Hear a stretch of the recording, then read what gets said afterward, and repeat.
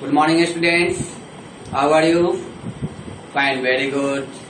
Welcome to RPS online classes. प्यारे बच्चों, अभी हम लोग स्टैंडर्ड 7 का हिंदी व्याकरण जो प्रीवियस क्लासेज में साइनोनिम्स यानी पर्यायवाची शब्द के पढ़े थे। इस समय समान अर्थ प्रकट करने वाले शब्दों को पर्यायवाची शब्द कहते हैं। उसमें होमवर्क में कुछ पर्यायवाची शब्द दिए थे, ये आप लोग लिख लिए होंगे। अभी हम लोग पढ़ेंगे एंटोनिम्स यानी विलोम शब्द, यानी एक दूसरे का विपरीत अर्थ प्रकट करने वाले शब्दों को हम विलोम या विपरीतार्थक शब्द कहते हैं। यानी उल्टा अर्थ प्रकट करने वाले शब्दों को विलोम शब्द या विपरीतार्थक शब्द कहते हैं। जैसे प्यारे बच्चों, कॉपी किताब निकाल ले सामने और लिखते भी चले। जैसे देंगे उन्नति। उन्नति शब्द का उल्टा होता है अवनति। अवनति। आकर्षण, आकर्षण का विकर्षण। उपस्थित, अनुपस्थित। उपस्थित शब्द का अर्थ होता है अनुपस्थित। आस्था,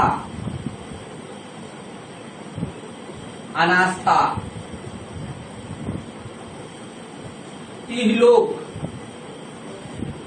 इहलोक शब्द का अर्थ होता है परलोक। स्वच्छ, अस्वच्छ। अंदर, बाहर। देव, दानव। उत्तीर्ण, अनुत्तीर्ण इत्यादि हो सकते हैं। तो प्यारे बच्चों, इसे आप प्यार की कॉपी में डन कर ले, पहले लिखते चले।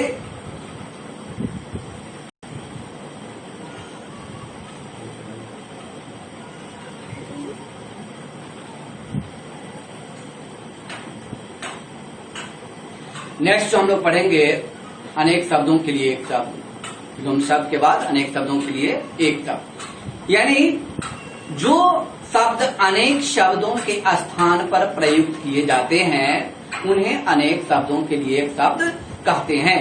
जैसे जो ईश्वर में विश्वास रखता हो, आस्तिक, जिसके आने की तिथि निश्चित न हो, अतिथि, जिसकी उपमा न की जा सके, उपमा न हो यानी अनुपम,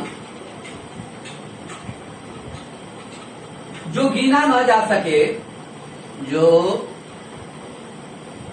गिना न जा सके, अगणनीय, नभ में रहने वाला, नभ में रहने वाला, नभचर, जल में रहने वाला,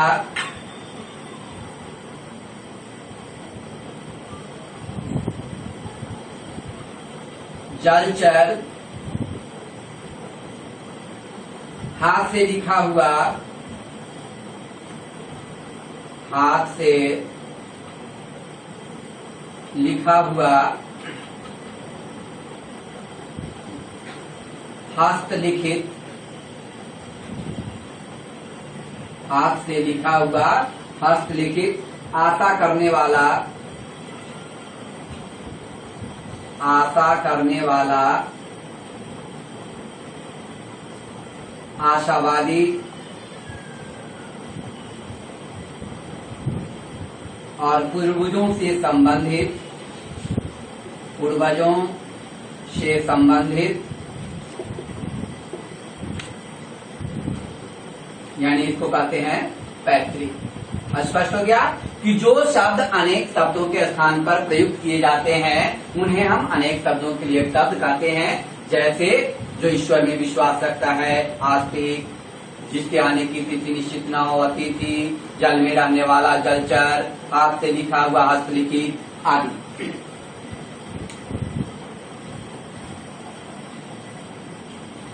नेक्स्ट था प्यारे बच्चों श्रुति संभिन्नार्थक शब्द, जिसको होमोनिम्स कहते हैं। यानी होमोनिम्स हिंदी भाषा जो है, हिंदी भाषा में अनेक ऐसे शब्द हैं जो पढ़ने लिखने और सुनने में एक समान जैसा लगते हैं, परंतु उनका अर्थ अलग अलग होता है। तो इसका हम डिफिनेशन में देख सकते हैं, परिभाषा दे सकते हैं कि देखने सुनने में एक जैसे किंतु भिन्न अर्थ देने वाले शब्दों को हम श्रुति संभिन्नार्थक शब्द कहते हैं। जैसे दे दिया आपको कि देते हैं कुल, कौर सुकार कुल, कुल कुल माने होता है वंश, और कौद्रु का कुल कुल कुल माने होता है किनारा। जैसे देंगे अन्न और नाना संयुक्त अन्न, अन्न माने होता है अनाज, और नया संयुक्त अन्य माने होता है दूसरा। सेकंड उपेक्षा, यानी अनादर करना, उपेक्षा कर रहा है, अनादर कर रहा है, और अपेक्षा यानी तुलना में। तीसरा देंगे अनल, अनल, अनल शब्द का अर्थ होता है आग, और अनिल, अनिल का बोध होता है वायु, हवा। कॉपी में लिखते चलेंगे प्यारे बच्चों।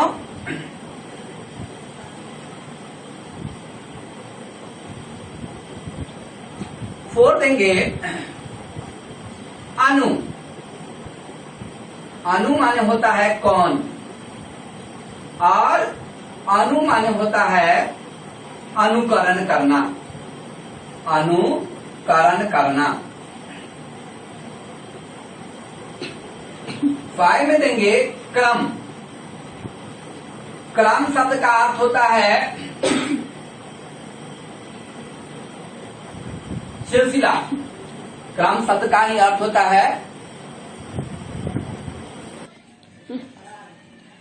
क्रम, क्रम शब्द का अर्थ होता है सिलसिला, सिलसिला। और एक कर्म होता है, कर्म माने होता है कार्य, कर्म माने होता है कार्य, या इसको हम काम भी कर सकते हैं, कर्म। नेक्स्ट देंगे प्यारे बच्चों अंश, अंश, अनुस्वार और तलवेश, अंश माने होता है भाग, और अनुस्वार अंश और दंश, अंश माने होता है कंधा। तो इसे कॉपी में लिखते चले। नेक्स्ट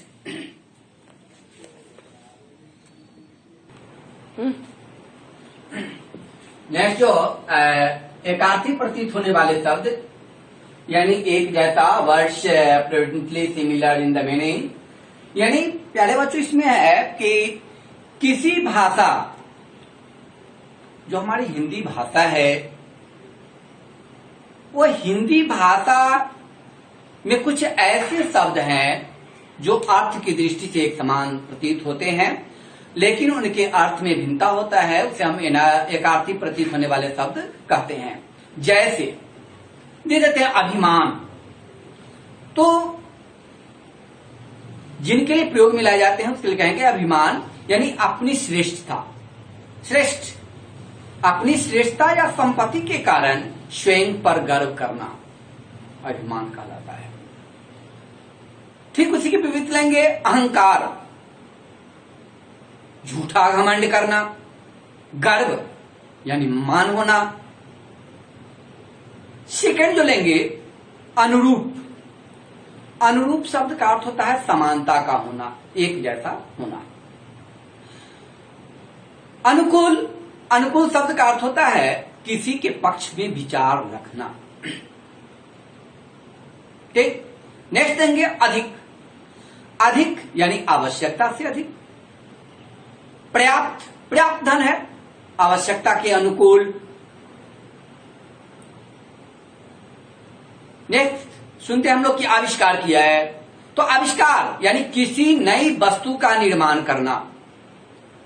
अनुसंधान किया, अनुसंधान यानी पहले से उपस्थित वस्तु के बारे में नए तथ्यों का पता लगा लेना। और खोज, अज्ञात वस्तु का पता लगा लेना, तीनों एक जैसा है, लेकिन हम बोलते हैं आविष्कार किया, अनुसंधान किया, खोज किया।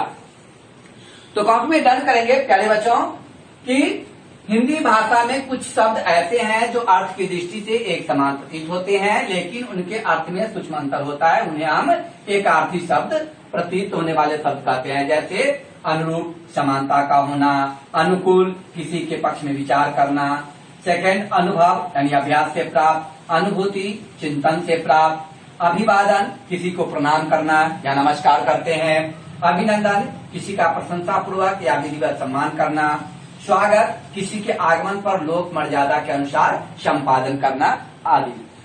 तो प्यारे बच्चों फेयर की कॉपी में पूर्ण करेंगे, HW में लिख लेंगे अभी आप लोग, do fair chapter 5 and learn it. सभी को फेयर कॉपी में लिखते चलें, सुंदर स्वर्ण अक्षरों में, और याद करने चलें। थैंक्स प्यारे बच्चों, नेक्स्ट अगले एपिसोड में।